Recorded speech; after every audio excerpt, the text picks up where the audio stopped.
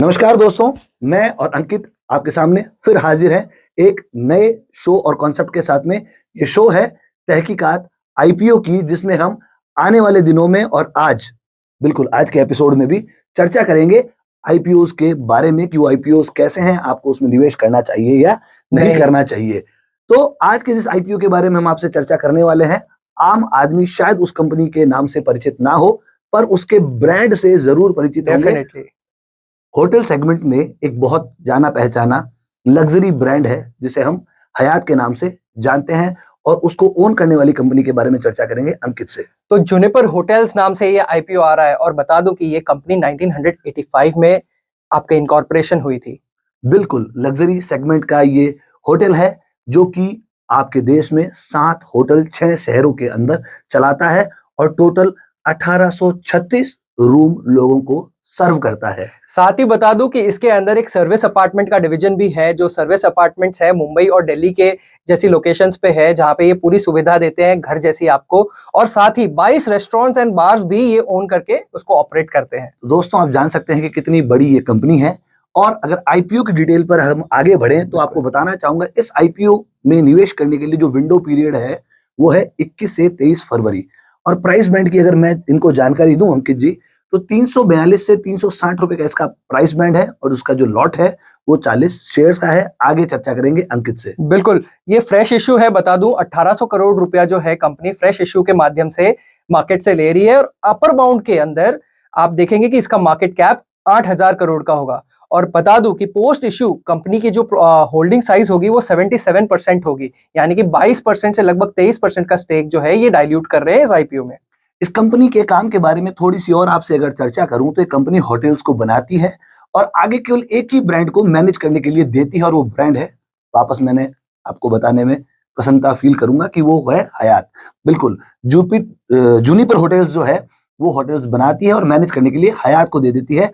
अब इस कंपनी का स्ट्रक्चर कैसा है अंदरूनी, उस पर अंकित से बात करेंगे। अंकित बताएं। तो अंदरूनी स्ट्रक्चर कुछ इस तरह से है कि हयात ने और सराफ होटल्स ने मिल करके 50-50% का इन्वेस्टमेंट किया है। मैनेजमेंट जैसे कि आप जानते हैं कि हयात इंटरनेशनल करती है, और साथ में जो सीएमडी है अरुण कुमार सराफ, वो सराफ होटल्स के मालिक हैं, और इन दोनों का जॉइंट वेंचर से आपके एक तरह से ये जुनिपर होटल्स बना है। बिल्कुल, और इसके जो सीएफओ है वो मिस्टर जेटली। हाँ, मिस्टर तरुण जेटली। हाँ ठीक है। कंपनी का डेट कैसा है, कंपनी पैसा कैसे यूज करेगी, इस पर थोड़ी चर्चा हो जाए। तो जैसा कि मैंने कहा कि ये फ्रेश इशू है, तो पूरा का पूरा जो पैसा कंपनी में 1800 करोड़ आने वाला है, ये एक्चुअली अपने डेट रिपेमेंट में डालेंगे। कंपनी के पास में ग्रॉस लेवल पे अगर देखें तो 2200 करोड़ रुपए का डेट है। इसके अंदर से ये 1500 करोड़ रुपया जो है वो बैंक्स के डेट के फॉर्म में रीपे करेंगे, जिससे कि इनकी इंटरेस्ट कॉस्ट जो है वो 170 करोड़ रुपया कम हो जाएगी। बता दूं कि ये एबिटा लेवल पे पॉजिटिव है कंपनी, बट पैट लेवल पे ये अभी तक प्रॉफिटेबल नहीं है। मतलब प्रॉफिट आफ्टर टैक्स अगर उस लेवल पे कैलकुलेट करें तो ये अभी तक प्रॉफिट में नहीं है। और ऐसा क्यों रहा है? ऐसा इसलिए रहा है क्योंकि कंपनी के अंदर आप देखेंगे कि कैश फ्लो जो है वो बहुत ज्यादा ऊपर नीचे रहा कोविड के टाइम पे, और इंटरेस्ट कॉस्ट क्योंकि बहुत ज्यादा इसके अंदर चला जा रहा था, जिसको ये रिड्यूस करने वाले हैं अब 1500 करोड़ बैंक को वापस लौटा करके, उसके अंदर उसको फायदा होते हुए दिखेगा। बिल्कुल फायदा होते हुए दिखेगा। इसलिए ये जो कंपनी है वो ये क्लेम कर रही है कि फाइनेंशियल ईयर 2025 के फर्स्ट क्वार्टर में ही कंपनी प्रॉफिट में आ जाएगी। मतलब उसका जो पैट है वो प्रॉफिट में आ जाएगा। एबिटा जो इसका ऑलरेडी पॉजिटिव ही चल रहा है। आगे इसकी वैल्यूएशन के बारे में जानेंगे आपसे। तो वैल्यूएशन वाइज अगर मैं बात करूं तो देखो, बाकी सारे होटल्स जो हैं इस स्पेस के अंदर, उस हिसाब से इसने अपने आप को एट पार प्लेस किया है। तो यानी कि नई कंपनी है, क्योंकि लिस्ट हो रही है, तो एक्सपेंसिव है वैल्यूएशन वाइज अगर मैं देखूं तो। और साथ ही साथ में क्योंकि प्रॉफिटेबिलिटी अभी तक नहीं है, तो उसके वजह से जो ये मल्टीपल्स मांग रहे हैं ये थोड़े एक्सपेंसिव साइड पे है। कैश फ्लो के अंदर जैसा कि मैंने आपको बताया ही है कि कैश फ्लो कोविड के वजह से काफी उतार चढ़ाव के अंदर रहे हैं।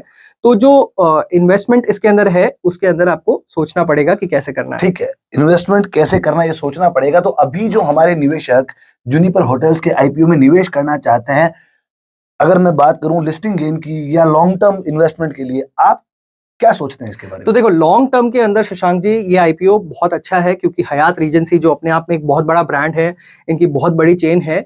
लॉन्ग टर्म के अंदर इसके अंदर आप बहुत अच्छा फायदा होते हुए देख सकते हैं, पर लिस्टिंग गेन के हिसाब से मैं इस स्टॉक को अभी आपके लिए रिकमेंड नहीं करूंगा। लिस्टिंग गेन के लिए हमारे मित्र अंकित, जो कि एक रिसर्च एनालिस्ट है और हमारी एक पूरी रिसर्च विंग है, वो ये रिकमेंड नहीं करते कि लिस्टिंग गेन के लिए आप इसमें निवेश करें, पर अगर आप लंबे समय तक इस इन्वेस्टमेंट में बना रहना चाहते हैं, चूंकि हयात जैसा ब्रांड जुड़ा हुआ है, तो बिल्कुल आपको हम देखिए मामूली लिस्टिंग गेन अगर हो जाए तो हाँ, बात अलग है, बट बिल्कुल। आप लॉन्ग टर्म का सोच करके ही लगाएं। बिल्कुल आप लॉन्ग टर्म का सोच के लगाएं। Yes. इसीलिए हम रिकमेंड करते हैं कि लॉन्ग टर्म गेन चाहने वाले निवेशक इस आईपीओ में जाएं, और शॉर्ट टर्म वाले जो Listing निवेशक gain हैं, लिस्टिंग गेन वाले, वो थोड़ा सा समझ जाएं या अपनी रिस्क को इवेलुएट जरूर कर ले। डेफिनेटली। ये था आज का एक आईपीओ जिसकी तहकीकात की मैंने और अंकित ने मिलके। आगे आने वाले आईपीओ की तहकीकात भी मैं और अंकित मिलकर आप तक जरूर लेकर आएंगे। तब तक मेरी और अंकित की तरफ से आप सभी को हार्दिक शुभकामनाएं। धन्यवाद। जय जय हिंद। हिंद।